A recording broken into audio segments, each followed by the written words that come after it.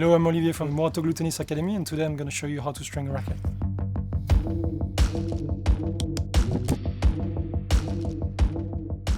So we have this racket to string here today. That's Dunlop CX400, and we're going to string it at a tension of 22 kilograms. First thing you need to do is to mount it on the machine.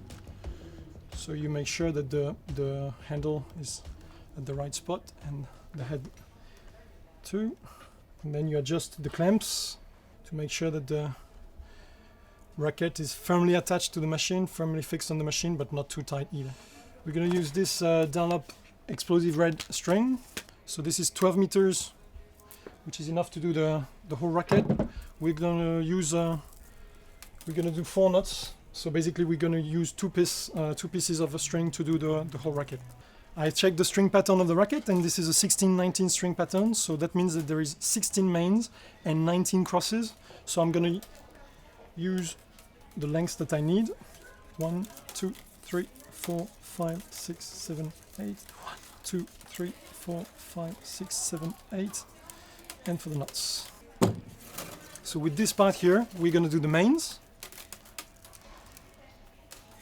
And it starts like this.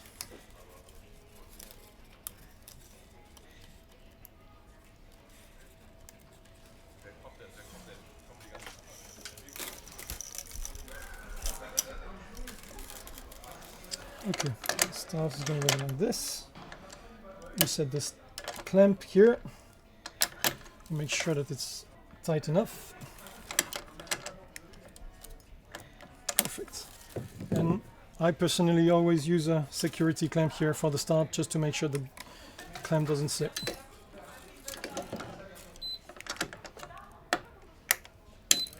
Make sure with your finger on the first tensions that the clamp are tight enough so that the tension doesn't go away.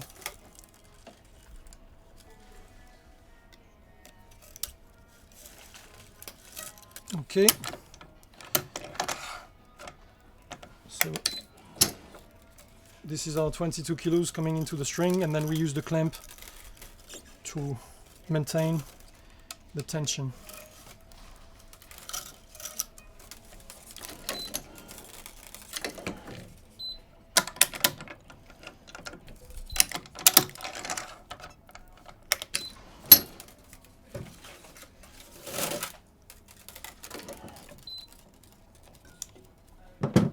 It is very important not to do the whole half side at a time, because that could create deformation of the racket.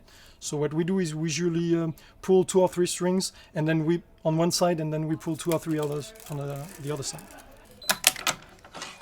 You want to use the clamps as close as possible to the frame so that the tension is the best as possible.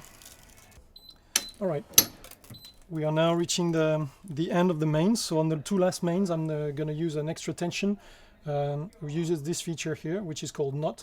When I press it, it adds another 2 kilos. So instead of 22 kilos, which is about 48 pounds, I'm going to use 24 kilos just for this last 2 strings here.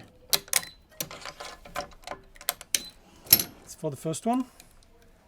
I skip this hole here, which is my first cross.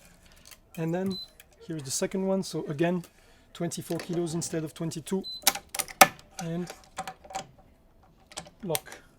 Perfect. And of course we're going to do the same thing on the other side, because there's a knot as well. So we go 24,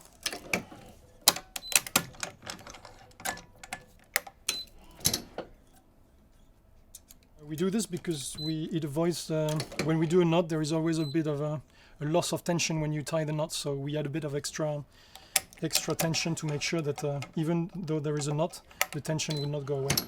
So now I will use the brake here to tie the first knot. Tools to make the strings go through. I personally use the Parnell knot to tie my knots. So it's basically a first loop, and then around the string again, through the first loop. And then you can tie the first one. I do use this. And then pull the second. And then at the same time as I'm pulling the string, I'm going to release the clamp and cut the string here. Make sure it's not too edgy. And I'm gonna do the same thing on the other side. So through this one, use the brake so that the racket doesn't move while I'm tying the knots. First loop around the string, then another one through the first loop. Pull the first, pull the second.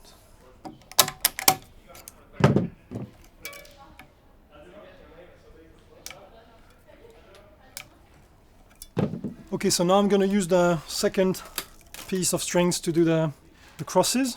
So there's 19 crosses. That's the length that I've left from the start.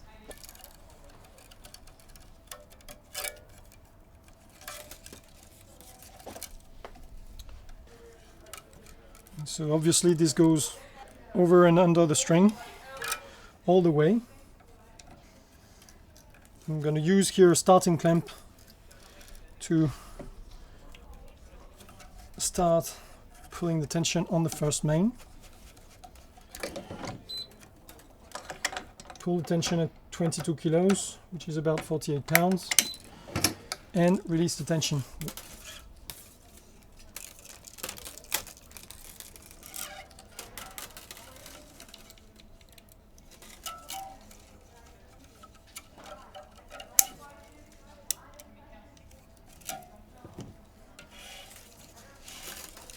You pull the string, when you pull the crosses, make sure that you are moving the string at the same time as you are pulling, because this will prevent from the damage coming from the friction of the string over the other one.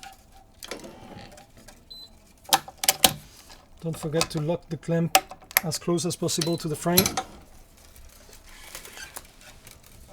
I like to put the string back straight every time I pull the string, because then I'm sure that at the end of the frame the strings will be square and there's no other movement to do that will make loss tension, that will provoke loss of tension.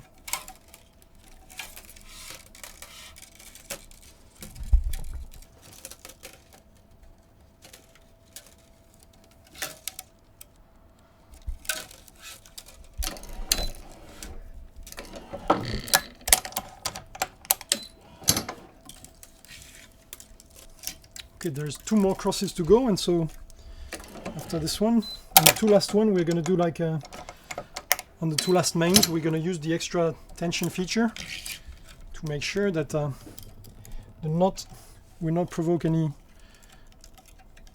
loss of tension. The last thing will be to check that the strings are straight. You can use this tool to straighten them a little bit.